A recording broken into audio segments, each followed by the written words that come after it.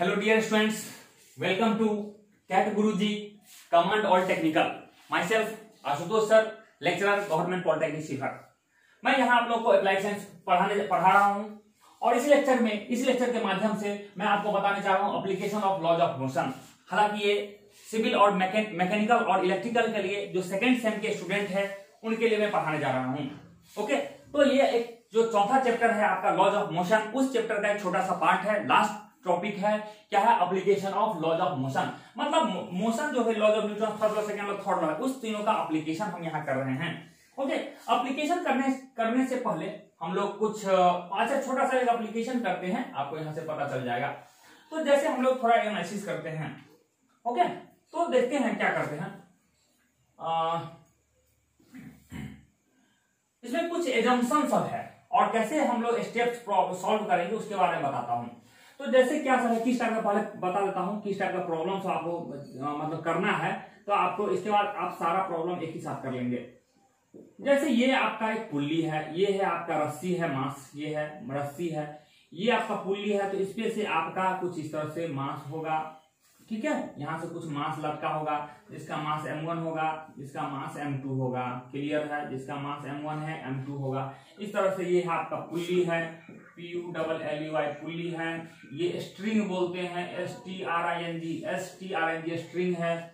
ये भी होगा रिजिड रॉड हो जाएगा, इसका हालांकि कुछ जरूरत नहीं है, तो रिजिड रॉड है। ये क्या है, सीलिंग है, SEILING सीलिंग है। ये मासेस m1 m2, यानी ये जो सिस्टम बना हुआ है ये आपका दो मासेस से मिलकर बना हुआ है। तो इस टाइप के प्रॉब्लम है, समझिए मैं बताने जा रहा हूं इस टाइप प्रॉब्लम सॉल्व। कोई भी प्रॉब्लम जहां एक मास आ जाए, रस्सी आ जाए, तो यहाँ आपको ये मेथड जो बता दे रहा हूं सारे में प्रॉब्लम सॉल्व कर सकते हैं। कोई भी किसी टाइप का प्रॉब्लम सॉल्व कर सकते हैं। तो इसके लिए बता रहा हूँ, सबसे पहले स्टेप्स लिख दे रहा हूँ, यहाँ बाबू स्टेप्स लिख दे रहा हूँ, सारे में अप्लाई करेंगे। ठीक है, सारे में अप्लाई करेंगे। तो स्टेप्स लिख दे रहा हूं, तो पहले हम कुछ एजम्पशन लिख दे रहा हूं, एजम्पशन लिख दे रहा हूं और ये अप्लाई करेंगे सारे जगह। तो सबसे पहले एजम्पशन मानेंगे कि ये रस्सी है, रस्सी है क्या है, रस्सी में ओनली टेंसाइल फोर्स लगता है। हमेशा एज्यूम करेंगे कि ओनली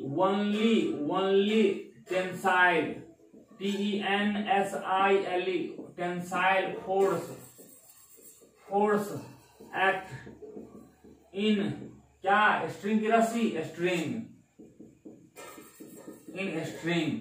मतलब कंप्रेसिव फोर्स नहीं, दबाने वाला नहीं, तनाव वाला फोर्स लगेगा। टेंशन को बोलते हैं तनाव वाला फोर्स लगने जा रहा है, तनाव वाला फोर्स लगना है। दूसरा चीज मानेंगे, रस्सी क्या है, इसमें रस्सी का है मास रियल में होता होगा, लेकिन मानेंगे कि ये मासलेस है। तो mass of string equal to 0, आप 0 मानेंगे। ठीक है, दूसरा एग्जाम्पल होगा। तीसरा में मानेंगे mass of pulley, PULLY pulley भी 0। ठीक है, तो इसका मतलब ये एज्यूम करेगा कि moment of inertia INERTIA inertia ये 0 हो जाएगी, I बराबर 0 हो जाएगा मोमेंट ऑफ इनर्शिया मान के चलेंगे, क्योंकि मास 0 है। चौथा चीज मानेंगे कि रस्सी और पुल्ली के बीच कोई भी फ्रिक्शन फोर्स नहीं लग रहा है, friction between string STRING, repeat कर, string and pulley PULLY pulley बराबर क्या मानेंगे, 0। फ्रिक्शन हो जाएगा, फ्रिक्शन फोर्स लगेगा। ये सब एजम्पशन लेके चलेंगे, इसके बाद ये प्रॉब्लम सॉल्व करेंगे। तो इसके बाद मैं स्टेप्स लिखता हूं बाबू, स्टेप्स लिखता हूं और स्टेप से आप लोग हमारा प्रॉब्लम सॉल्व करेंगे। ठीक है, स्टेप्स लिखते हैं, STEPS स्टेप। स्टेप नंबर 1 लिखते हैं। स्टेप नंबर 1 क्या है, तो सबसे पहला क्या करेंगे दिखाएंगे। कोई भी सिस्टम है तो पहले सेलेक्ट द सिस्टम। ठीक है, select the system, select SELECT select the system, SYSTEM select the system.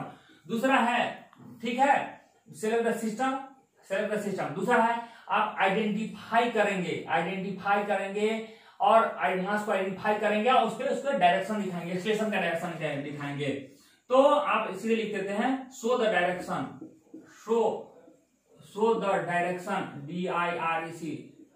DIREC direction of acceleration on each each body, हर एक बॉडी पे है body of the system, body of the system हर एक के दिखाएंगे। नेक्स्ट इसके बाद दिखाएंगे, इसके बाद नेक्स्ट में क्या करेंगे हम लोग, नेक्स्ट सिस्टम में दिखाने के बाद राइट डाउन द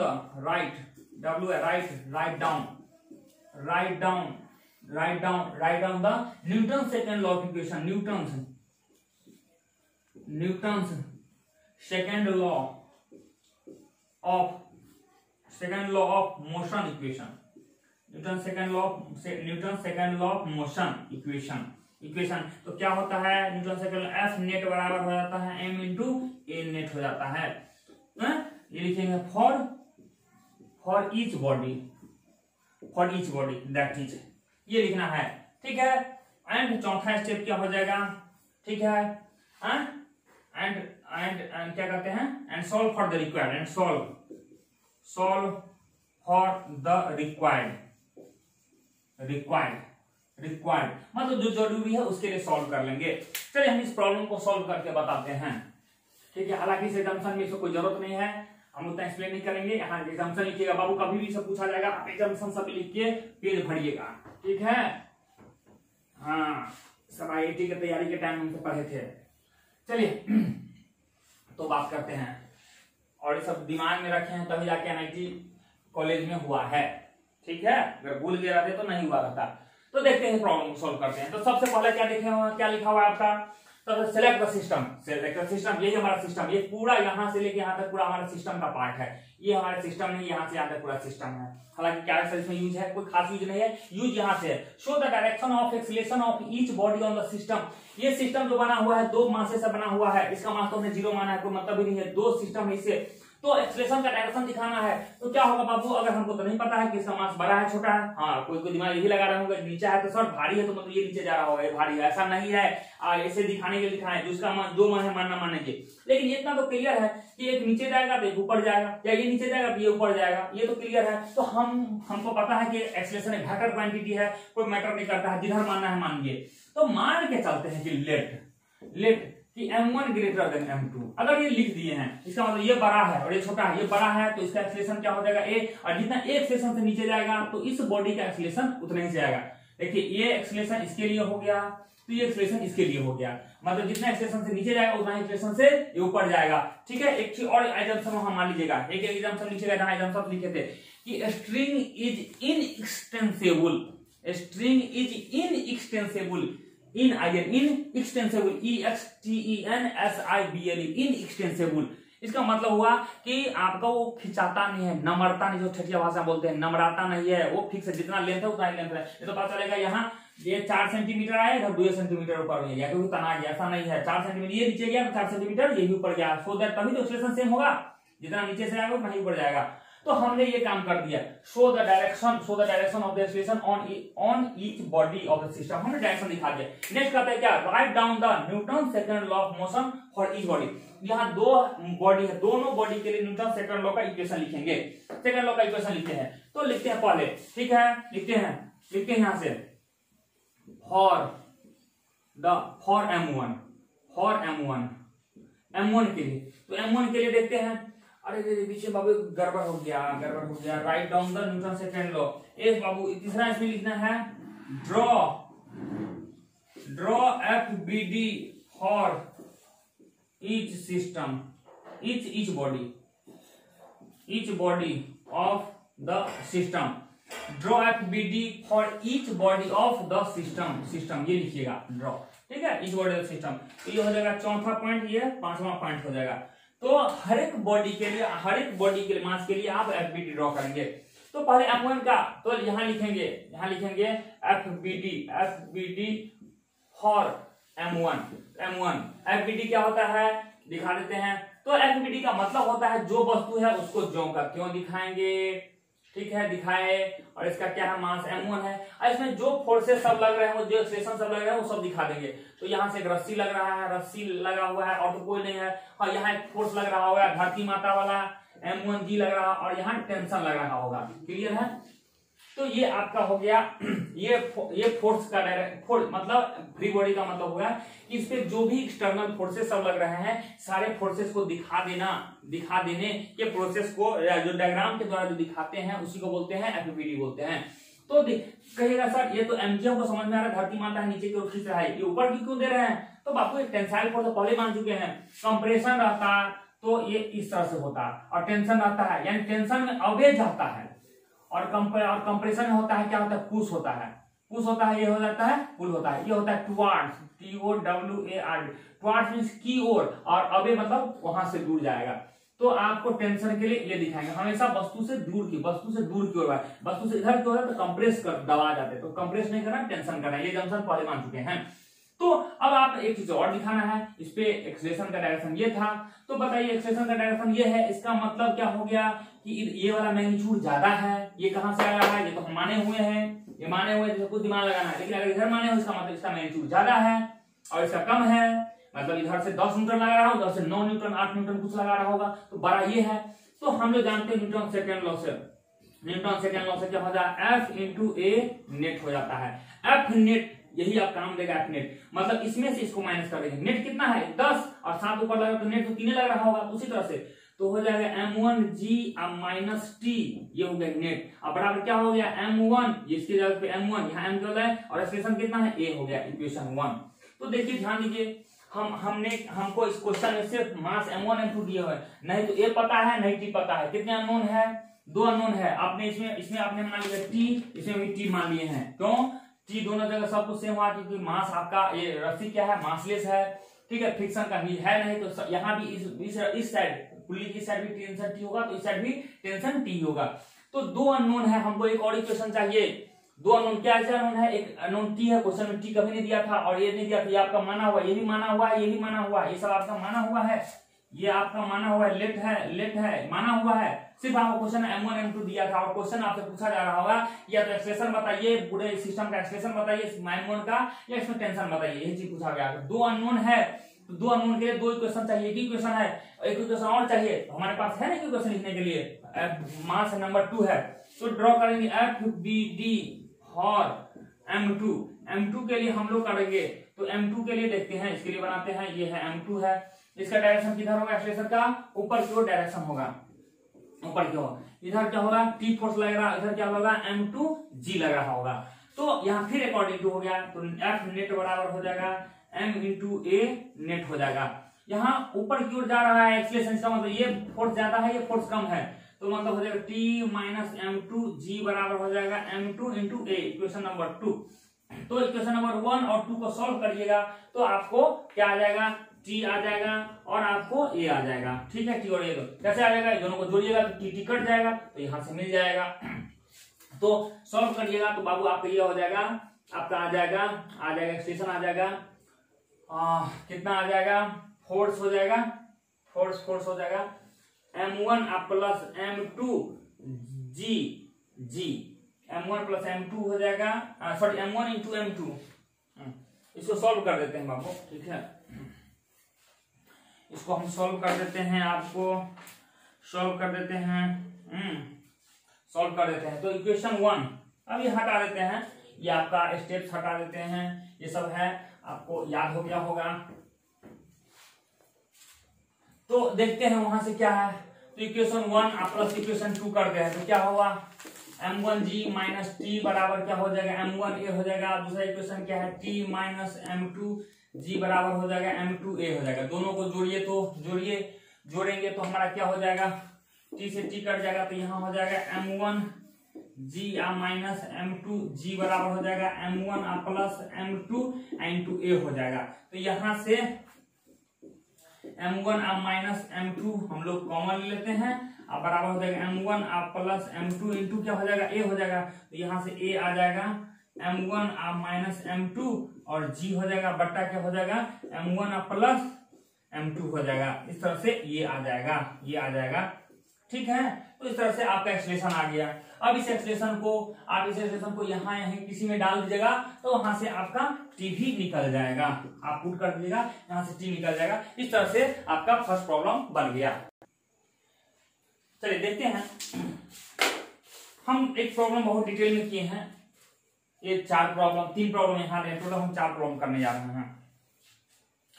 तो क्या करते हैं, आप इक्वेशन को सॉल्व भी कर लेंगे, तो मैं इक्वेशन लिखना बस सिखाता हूँ, आप इक्वेशन लिखना सीख लेंगे, इसके बाद सारा प्रॉब्लम कर लेंगे और चारों को एक हिसाब लेते चल रहा हूँ, आपको सारा पता चल जाएगा कि कैसे प्रॉब्लम सॉल्व कर रहे हैं।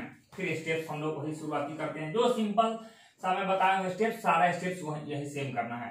तो सबसे पहला स्टेप है choose the section, choose the system. ये हमारा सिस्टम हुआ, ये इस दोनों से ये तीनों से 1 2 3 ठीक है, 1 2 3, इससे हमारा सिस्टम बना हुआ है। इसका मास मान लेते हैं m1 है, इसका मास मान लेते हैं बाबू m2 है, ठीक है, m2 मास मान लेते हैं, कुछ भी देखिए अपने मन से लिख रहे हैं, कुछ ऐसा नहीं है। इसका मास मान लेते हैं, हम मान लेते हैं m1 है, इसका मास मान लेते हैं m2 है, ठीक है, m2 मान लेते हैं, इसमें इसका m1 मान लेते हैं, इसका m2 मान लेते हैं। टू द सिस्टम हमारे इस सब सिस्टम से मिलकर बना हुआ है। नेक्स्ट हम बात करते थे टू द सिस्टम। सिस्टम के बाद हम लोग क्या करते थे, एक्सेलरेशन का डायरेक्शन दिखाते थे। मान लेते हैं एक्सेलरेशन का डायरेक्शन हमको, हालांकि यहाँ तो कुछ भी होगा कि इधर ही नीचे की ओर गिरेगा, एक्सेलरेशन हो गया।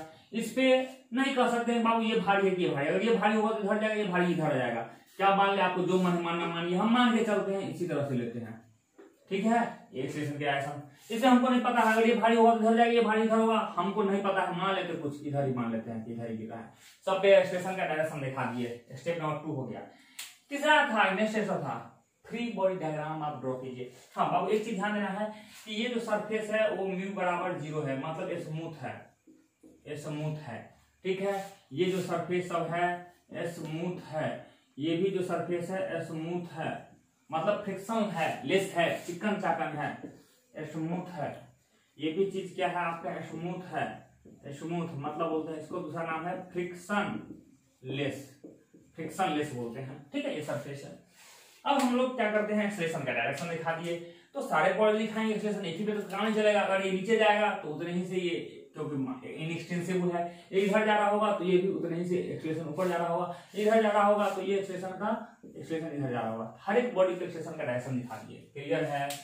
इसके बाद क्या करते हैं, फिर रिपीट कीजिएगा। सबसे पहले सिस्टम चूज करते हैं, सिस्टम में सभी बॉडी पे एक्सेलरेशन का डायरेक्शन दिखाते हैं, क्लियर, ओके। इसके बाद क्या करते हैं, एफबीडी बनाते हैं हर एक बॉडी के लिए। तो आप बनाते हैं एफबीडी, तो पहले m1 के लिए एफबीडी, तो लिखेंगे एफबीडी फॉर m1 के लिए। तो एफबीडी कैसे बनाएंगे बाबू, ये तो इस पे रखा हुआ था, तो आपने इसको बना लेना है। जो जिस बॉडी का ध्यान है, जिसका एफबीडी बनाएंगे उसका हम लोग मास बनाएंगे, और ये तो फ्रिक्शन हो गया। और इसमें क्या क्या अटैच कर रहा है, एक रस्सी लगा हुआ है, रस्सी लगा दीजिए, और ऑब्वियसली टेंसाइल लग रहा होगा दूर, यहाँ भी टेंशन टी माने, यहाँ भी टेंशन टी, यहाँ भी टेंशन टी, यहाँ भी टेंशन टी, यहाँ भी टेंशन टी, और यहाँ भी टेंशन, सब जगह टेंशन, एक ही रस्सी है तो टेंशन टी होगा। और रस्सी और चेंज होता तो एक का मान T1, दूसरे का मान T2, 3 रस्सी होता तो एक का T1, दूसरा T2, तीसरा 3T, तो यहाँ से T3 मानते, तो यहाँ से एक ही रस्सी है T1 T2 मानने की जरूरत नहीं है। इधर लग रहा है रस्सी से, अब क्या लग रहा होगा, इधर से लग रहा होगा M1G लग रहा होगा, ऊपर से नॉर्मल रिएक्शन लग रहा होगा, नॉर्मल। इधर से अगर यहाँ चूंकि चिकन चाकन है, यहाँ स्मूथ है इसलिए फ्रिक्शन फोर्स नहीं लगेगा, नहीं तो यहाँ से अगर रफ सरफेस रहता तो फ्रिक्शन इधर की ओर लगता। तो यही हो गया M1 का फ्री बॉडी डायग्राम। उसी तरह हम बना रहे हैं M2 का फ्री बॉडी डायग्राम, ओके। ये बाबू देखिए, ये है धरती माता द्वारा पीछे की ओर नीचे की ओर खींचा जा रहा है, नॉर्मल इसी फोर्स के कारण इसे खींच रहे होंगे तो इधर की ओर जा रहे होंगे, लेकिन ये वस्तु नीचे की ओर जा नहीं रहा है, इसकी पूरा रिजिडली है, तो क्योंकि नॉर्मल फोर्स ऊपर की ओर लग रहा होगा, समझ ना, यहाँ से नॉर्मल भी लग रहा है, इधर नॉर्मल लग रहा है, इधर M1G लग रहा है, और इधर से टेंसाइल फोर्स लग रहा है, ये तीनों तो फोर्स ही लग रहा है। यहाँ देखते हैं कौन कौन सा फोर्स लग रहा है। M2 के लिए हम बना रहे हैं, M2 के लिए तो यहाँ हो जाएगा FBD, ठीक है, फॉर M2 के लिए बना रहे हैं। तो इसके लिए वर्टिकल है, इसके साथ ही चिपका हुआ बाबू, यहाँ से सरफेस ये आपका टच कर रहा है, तो यहाँ से क्या है, रस्सी लगाओ, हमेशा ध्यान रखिएगा कि वो टेंशन फोर्स लगाता है। यहाँ होगा M2G होगा, यहाँ नॉर्मल भी लगा रहा होगा, तो इसे शॉर्ट क्या होगा, नॉर्मल होगा। और इसका एक्सेलरेशन किधर है, एक्सेलरेशन का डायरेक्शन है A है। बस इक्वेशन लिखना है।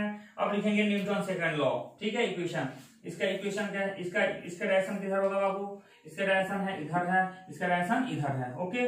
अब इक्वेशन लिख दीजिए, इक्वेशन लिखेंगे क्या होगा, न्यूटन सेकंड लॉ इधर, तो इधर जो जा रहा है तो इधर होगा, लिखेंगे F नेट, वही लिखेंगे F नेट बराबर m इंटू ए नेट लिखेंगे। तो एफ नेट किधर उधर टी है इधर, तो कोई फोर्स नहीं पीछे वाला, इसलिए माइनस माइनस होगा नहीं, इसलिए टी बराबर हो जाएगा m1 मास m1 है ना इंटू ए। ये इक्वेशन हो गया, इक्वेशन नंबर 1। यहाँ भी टी और ए दो अननोन हो गया, एक और इक्वेशन चाहिए, इसके लिए इक्वेशन लिखेंगे। तो क्या नीचे की ओर जा रहा है बाबू, इसको नहीं लिखना है, कहेगा सर आपने इसके लिए दोनों को छोड़ दिए, बाबू इसको भी लिख सकते हैं, इसमें कोई एक्सप्रेशन नहीं है, यानी यहाँ होगा n बराबर हो जाएगा m1g हो जाएगा। इस डायरेक्शन इक्विलिब्रियम में है, ये डायरेक्शन इक्विलिब्रियम है, तो जितना ऊपर होगा उतना नीचे गया, इसलिए n बराबर m1g। n का वैल्यू पूछ सकता है आपको कि आप क्वेश्चन पूछा आएगा कि m1 पे नॉर्मल कितना लग रहा था, m1g के बराबर लगा, m1 तो पता है, जिसे गुना कर दिया मिल जाएगा। इस बॉडी में एक्सेलरेशन इधर की हो रहा है, मतलब क्या होगा m2 बड़ा होगा, इसलिए नेट फोर्स बराबर यहाँ भी लिखेंगे F नेट बराबर क्या हो जाएगा m इंटू ए नेट हो जाएगा। क्लियर है? तो इसको क्या होगा, ये बड़ा है इसीलिए नीचे की ओर जा रहा है, m2g माइनस टी बराबर क्या हो जाएगा, m2 इंटू ए हो जाएगा, m2 इंटू ए। इक्वेशन नंबर 2, दोनों इक्वेशन को सॉल्व कीजिएगा, आपको अपने आप आ जाएगा। नॉर्मल ये n क्या होगा, n के कुछ नहीं होगा, यहाँ n क्या होगा 0 हो जाएगा, क्योंकि यहाँ तो कोई भी बैलेंस करने वाला, यानी n यहाँ नॉर्मल हो रहा होगा। इस तरह से इक्वेशन लिखते हैं, ठीक है। तो इस तरह सॉल्व कर लिए, अब सॉल्व करना है, इक्वेशन लिख दिया, आप सॉल्व कर सकते हैं। इसका तोड़ते हैं, तो बाबू हम इसको अलग से एफबीडी नहीं बनाते, इसी पे एफबीडी बना देते हैं और इक्वेशन हम लिख देते हैं।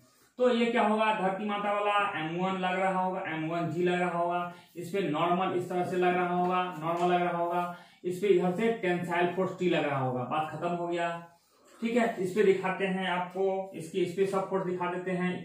यहाँ m2g लग रहा होगा, m2g लग रहा होगा, इस पे टेंशन लग रहा होगा ऊपर के लिए, और इधर नॉर्मल लग रहा होगा। नॉर्मल हमेशा सरफेस पे परपेंडिकुलर लगता है, तो 1 2 3 लग रहा होगा, इस पे भी 1 2 3 लग रहा है, 3 फोर्सेस लग रहा है। अब क्या कर देना, इसमें भी दिखा देना है, इस पे दिखा देना, इधर लग रहा होगा m2g लग रहा होगा, इस पे नॉर्मल n लग रहा होगा, इस पे टेंशन t लग रहा होगा, इस पे भी लग रहा होगा m1g लग रहा होगा, इस पे नॉर्मल n लग रहा होगा, और यहाँ टेंशन t है, इस पे भी 1 2 3 1 2 3 बस लिखा, ऐसे ही फोर्स लगना है। अब बस कंपोनेंट तोड़ के इक्वेशन लिख देना, बात खत्म हो गया। इक्वेशन लिखना इसका सिखाता हूँ, पहले m2 के इक्वेशन लिखाऊंगा वो, यहाँ देखिए m2 के लिए इक्वेशन लिखा, तो क्या है नेट फोर्स, अच्छा ऊपर की ओर है, ऊपर की ओर एक्सप्रेशन का डायरेक्शन लिखा है, मतलब t बड़ा है तो t हो जाएगा, t ऊपर बड़ा और माइनस छोटा, m2g t माइनस n2 हो जाएगा, और बराबर क्या हो जाएगा m2 इंटू ए। इक्वेशन नंबर 1 ये इसके लिए हो गया, ये m2 के लिए आपने इक्वेशन लिखा। अब m1 के लिए इक्वेशन लिखिए।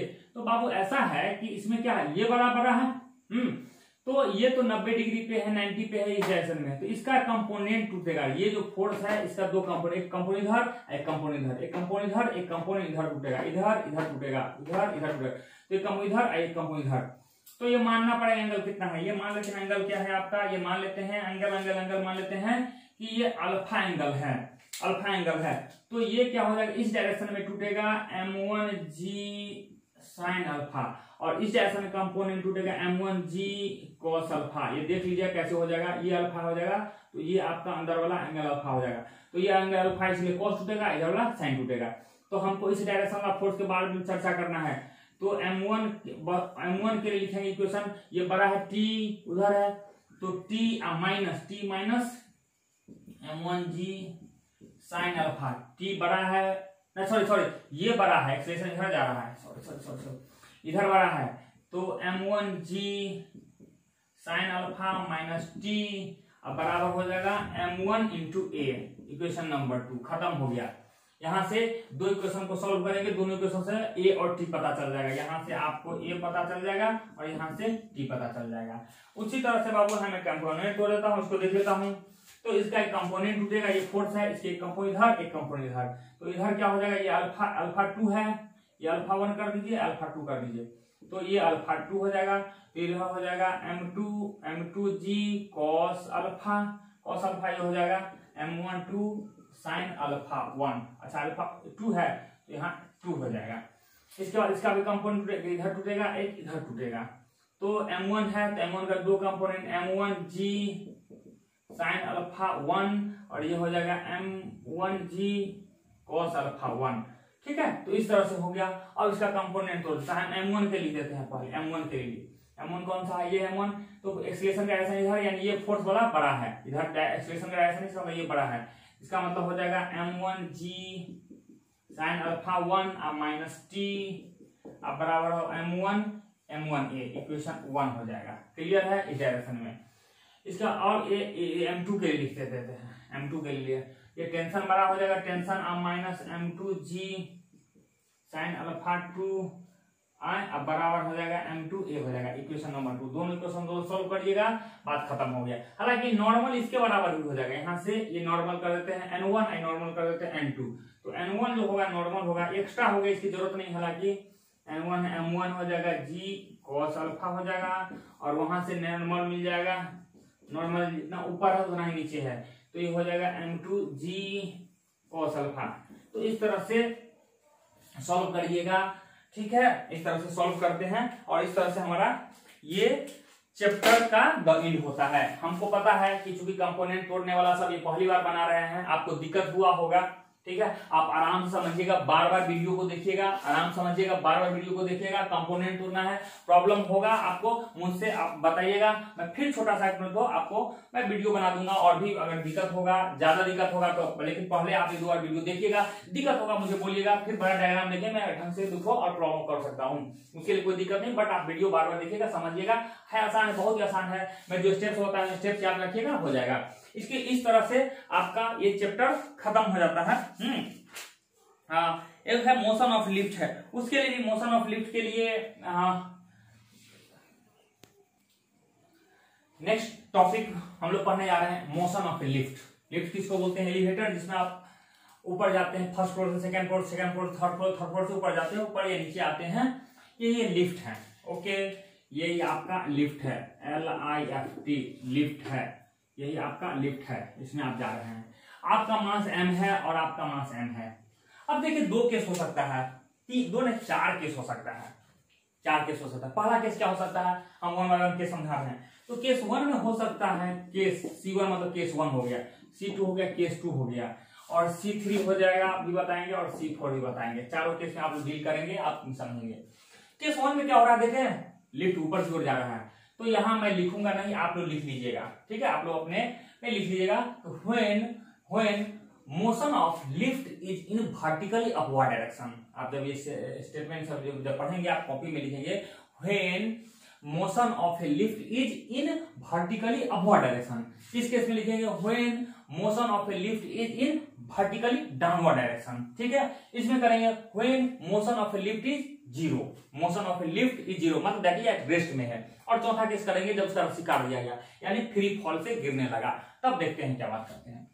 तो हम क्या कहते हैं कि हमारा जो पैर है यहाँ नीचे में है, हम एक लिफ्ट हमने यहाँ ना पैर पे एक वेइंग मशीन लगा दी है, वेइंग मशीन लगा दी है, और हम देख रहे हैं और ऊपर की ओर जा रहे हैं। तो ऊपर की ओर जा रहे हैं तो आपको क्या नॉर्मल रिएक्शन, इस पे नॉर्मल रिएक्शन दिखा रहा है, शो कर रहा होगा, आपका नॉर्मल रिएक्शन शो करेगा। तो देखते हैं क्या हो रहा है।